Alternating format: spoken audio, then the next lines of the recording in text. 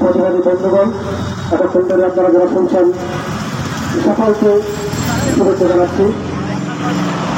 1860 সালের পূর্ব পর্যন্ত আমরা পার্বত্য চট্টগ্রামে স্বাধীন স্বশাসিত রাজ্যে বসবাস করেছিলাম। আমাদের একটা সুগঠিত রাজ্য ছিল। আমরা সালের মুঘল শাসকদের বিরুদ্ধে আমরা রুখে দাঁড়িয়েছিলাম। আপনারা ইতিমধ্যে জেনেছেন ব্রিটিশদের প্রদত্ত 1900 সালের রেজলিউশনে আগামীকাল হাইকোর্ট থেকে রায় প্রদান করতে যাচ্ছে। বন্ধুগণ, এই 1900 সালের রেজলিউশন আইনে পার্বত্য চট্টগ্রামের যে প্রধানত ভূমি অধিকার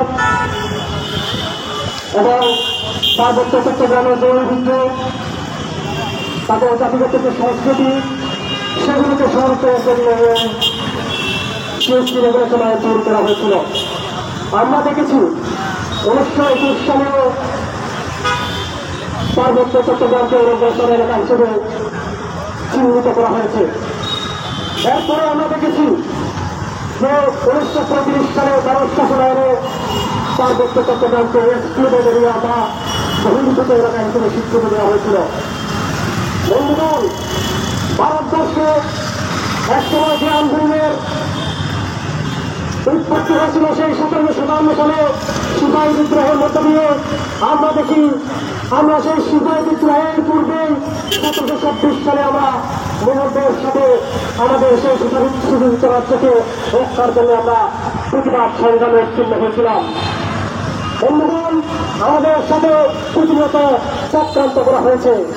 আমরা দেখেছি 1947 সালে যখন ভারতবর্ষ বিভক্ত হচ্ছে সেই সময়ে পার্বত্য চট্টগ্রামে 98% মুসলিম এলাকাকে পাকিস্তানের সাথে সম্পৃক্ত করা হয়েছে। বন্ধুগণ, আমরা দেখেছি পাকিস্তানের পার্বত্য চট্টগ্রামকে অন্তর্ভুক্ত করার ফলে 1948 সালে 1881 সালের যে ফ্রন্টিয়ার পুলিশ অ্যাক্ট সেটিকে বাতিল করে দিয়েছে পাকিস্তান সরকার।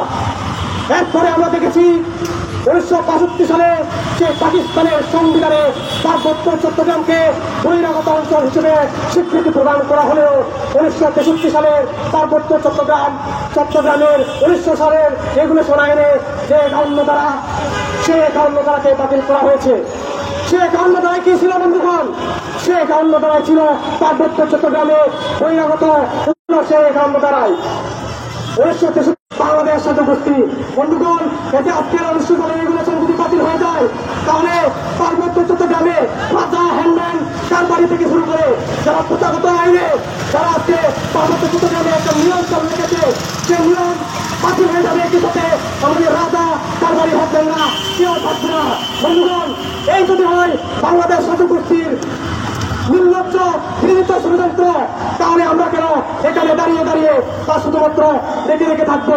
বন্ধুগণ, আমাদেরকে এই ষড়যন্ত্রের বিরুদ্ধে রুখে দাঁড়াতে হবে এবং একই সাথে সমতলে যারা পাবলিক বন্ধু যারা রয়েছেন আমাদের এই 1900 সালের রেগুলেশনের যে ন্যায্য অধিকার, আমাদের প্রথাগত যে অধিকার, সেই অধিকারকে নিশ্চিত করার জন্য আপনাদেরকে এগিয়ে আসতে হবে। বন্ধুগণ, আজকে পার্বত্য চট্টগ্রামে আপনারা কি দেখেন? পার্বত্য চট্টগ্রামে একের পর এক ষড়যন্ত্র, গভীর ষড়যন্ত্রে সেনাবাহিনী আজকে লিপ্ত হয়েছে। আপনারা দেখবেন বিগত কয়েকদিন পূর্বে বান্দরবানের ব্যাংক ডাকাতের ঘটনাকে কেন্দ্র করে সেখানে সন্ত্রাসী দলের নাম দিয়ে গ্রামবাসীকে গণগ্রেপ্তার করা হয়েছে এবং গণগ্রেপ্তারের পর জেলে প্রেরণ করা হয়েছে।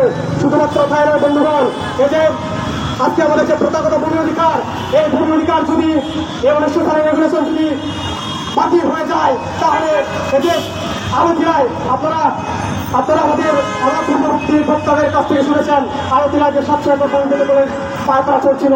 একই সাথে বান্দরবানের রামাসর ইউনিয়নে 700 একর ভূমি দখলের পায়তারা চলেছিল। বন্ধুগণ, এই যে ভূমি দখলের যে পায়তারা এবং উন্নয়নের নাম দিয়ে সেখানে যে পর্যটন স্পট তৈরি হচ্ছে, সেখানে যে হোটেল 5টা হোটেল নির্মিত হচ্ছে, এগুলো যে অবৈধভাবে তারা ভূমিকে দখল করেছে।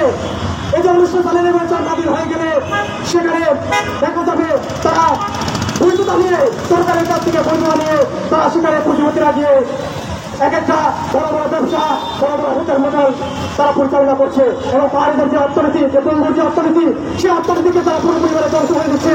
আজকে আমাদেরকে সুদ নির্ভর অর্থনীতি থেকে বাজার নির্ভর অর্থনীতির পরিবর্তন দেওয়া হয়েছে বন্ধুগণ। আজকে বাজার ব্যবস্থা নিয়ন্ত্রণ করছে শতগোষ্ঠী, বাজার ব্যবস্থা নিয়ন্ত্রণ করছে আজকে সেনাবাহিনী। বন্ধুগণ, আমাদের অর্থনীতিকে চালনা করতে হলে, আর্থসামাজিক ব্যবস্থা উন্নয়ন করতে হলে সেখানে সরকারকে অবশ্যই কর্মসংস্থান তৈরি করতে হবে। কিন্তু তারা কর্মসংস্থান তৈরি না করে একের পর এক ষড়যন্ত্রে লিপ্ত রয়েছে। পাহাড়িদেরকে নিপীড়ন নির্যাতন চালানোর জন্য এই যে ষড়যন্ত্র, এই ষড়যন্ত্রের বিরুদ্ধে আমাদেরকে প্রতিনিয়ত রুখে দাঁড়াতে হবে, আন্দোলন রাখতে হবে। বন্ধুগণ, আমি সেনাবিহার বক্তব্য বাড়াচ্ছি না। আমাদের যে আন্দোলন, 1970 বছরের যে আন্দোলন, এই আন্দোলন, এই সংগ্রাম সবসময় জারি থাকবে। এবং এই সমাবেশ থেকে আমি দাবি জানাই, 1900 সালের আমাদের যে রেগুলেশন, যে আইন, প্রথাগত ভূমি অধিকারের যে আইন, আমাদেরকে আমাদের যে রক্ষাগুলো, এই আইনকে অবিলম্বে বলবৎ রাখতে হবে। এবং এই আইনের যে মৌলিক ধারাগুলো রয়েছে সেগুলো, যে 1900 সালের রেগুলেশন প্রবর্তনের সময় যে আইনগুলো ছিল সেগুলো পুনর্বার ফিরিয়ে নিয়ে আসতে হবে।